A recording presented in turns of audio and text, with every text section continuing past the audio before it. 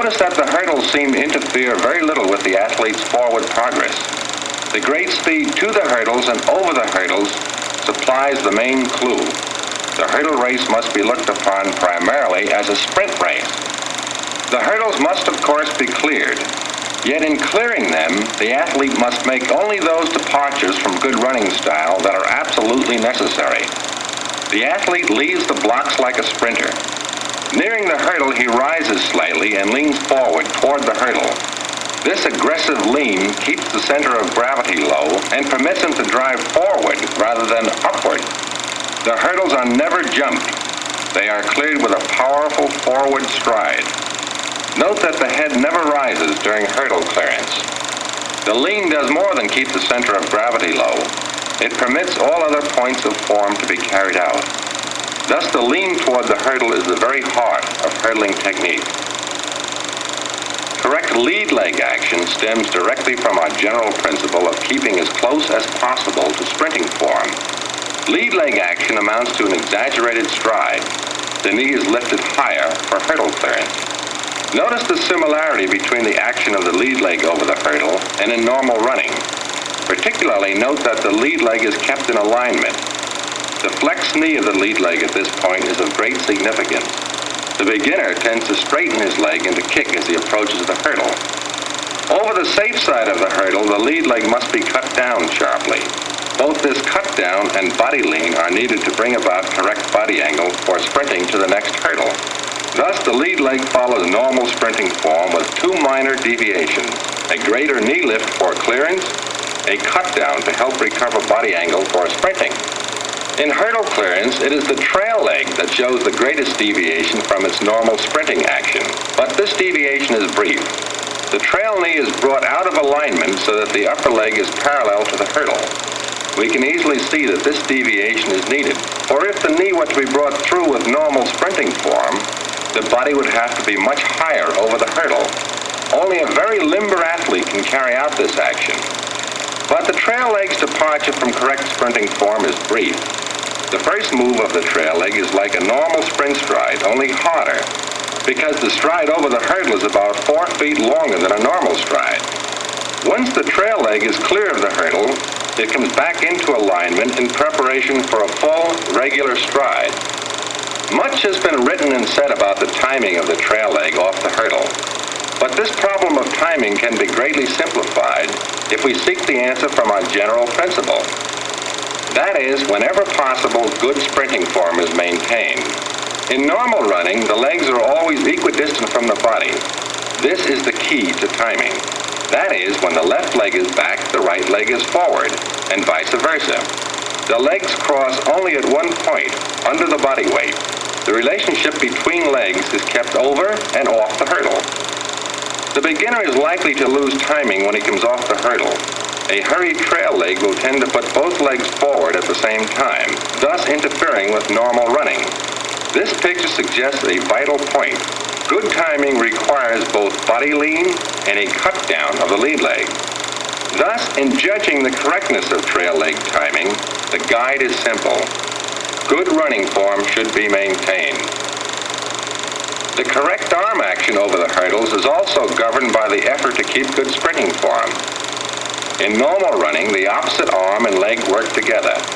This compensating action helps preserve alignment and balance. The harder the stride, the more extreme the arm action. Now, the drive over the hurdle is a hard and long stride. Hence, the compensating arm drive must also be harder and longer. One word of caution. The next stride, that off the hurdle, is not exaggerated. Hence, the recovery of the arm is not as extreme as the forward thrust. Thus, all points of form stem from the effort to minimize the interference of the obstacles and to make the hurdles a sprint race. Anyone who wants to learn to hurdle should have the fun of doing so. But success in hurdling is most likely to go to the man who is tall and limber. And most of all, there must be fine natural speed.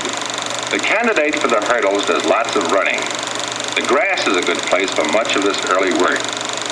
Before he actually hurdles, he should have several weeks of daily running. During this period, his program is very similar to that of the sprinter. The great hurdler is an unusually limber athlete. Efficient technique requires that he be limber. Hence, stretching exercises form an important part of the athlete's work program. He must become increasingly limber. The exercises are progressive, going from gentle stretching to more strenuous work. It is highly important that the athlete be thoroughly warmed up each time before beginning his exercise routine. As the athlete runs by the hurdle in slow motion, we pause for an overall view of the problem of hurdle clearance. Remember, we want him to clear the hurdle with the least possible interference with the running effort. The crotch is close to the hurdle top and does not have to rise very much. Drive can be forward, not upward. The lead leg will not have to depart very far from normal sprint technique. The knee must go higher. It is the trail leg that will present the greatest clearance problem. Early coaching will emphasize the forward lean into the hurdle. The athlete will be taught the general principle that he must drive over the hurdle. A simple trial without a lean compared to one with a lean will quickly convince the athlete that efficient trail leg action requires a forward lean. Even the finest hurdlers continue to give special attention to the trail leg action. The exercise most used is one in which the lead leg is driven forward but outside of the hurdle. In this way, only the trail leg passes over the hurdle. When introduced to this exercise, the athlete is usually a little confused, but this difficulty is temporary. It arises simply from forgetting to first drive the lead leg forward. When this point is explained, the exercise is easily carried out. As our analysis indicates, the trail leg action is the greatest departure from normal sprinting form. This valuable exercise leaves the athlete free to concentrate on his trail leg. The knowledge that it can carry out the trail leg action gives the athlete the confidence so necessary to good hurdling. The hurdler must get the feeling that the high point of his forward drive is reached just before he reaches the hurdle. When directly over the hurdle, he must feel as if he is already coming down. Otherwise, he will float and not land in a position to sprint. The dimension of the hurdle itself serves as a rough guide to the landing area, which would result from correct hurdle clearance. Work over a single hurdle permits the athlete to concentrate on what he has learned without worrying about his stride pattern. This type of drill orients the athlete to the hurdle, and he will begin to look respectable if he is well conditioned, if he is drilled on trail leg action, and if he understands the nature of the event. Under racing conditions, all hurdlers must, of course, take 3 strides between hurdles. Yet in practice, the use of 5 slower and shorter strides between hurdles has a useful function. The pressure and speed necessary for 3 strides are removed, and the athlete is free to concentrate on efficient hurdle clearance. In carrying out this polishing drill, the athlete always leans and drives hard at each hurdle. The first hurdle is the most important hurdle of the race. Measurement is made to locate the takeoff distance from the first hurdle. This spot is prominently marked. Usually about 7 feet is needed, the exact distance depending upon the athlete's height and speed. There must be sufficient room. A cramped takeoff interferes with the body lean so important to efficient clearance. Under the supervision of his coach, the athlete will drill constantly to strike the proper takeoff spot. He must work to make this ability almost second nature. Stride adjustments for the first hurdle must be made as early in the race as possible. This means that such adjustments should be made right at the start, at the blocks. The athlete must drill until these first strides are absolutely consistent. Only in this way can he approach the first hurdle with speed and confidence. When the early stride pattern becomes reliable, the athlete is ready for extensive drill on the first hurdle. In this task, confidence is half the battle. Here he works to approach the hurdle smoothly and without hesitation, to clear the hurdle efficiently with the very minimum departure from good sprinting form. The athlete who handles the first hurdle is far along. From the standpoint of form, the remaining hurdles will present no new problems. After mastery of the first hurdle, the main problems are those of condition, experience, and polish. Yet, even for the advanced hurdler, the first hurdle is always regarded as a critical part of the race. The hurdlers should join the sprinters for starting practice. Such practice is, of course, a necessary and valuable part of the hurdler's training. Moreover, it serves to emphasize the point that the hurdles event is a race.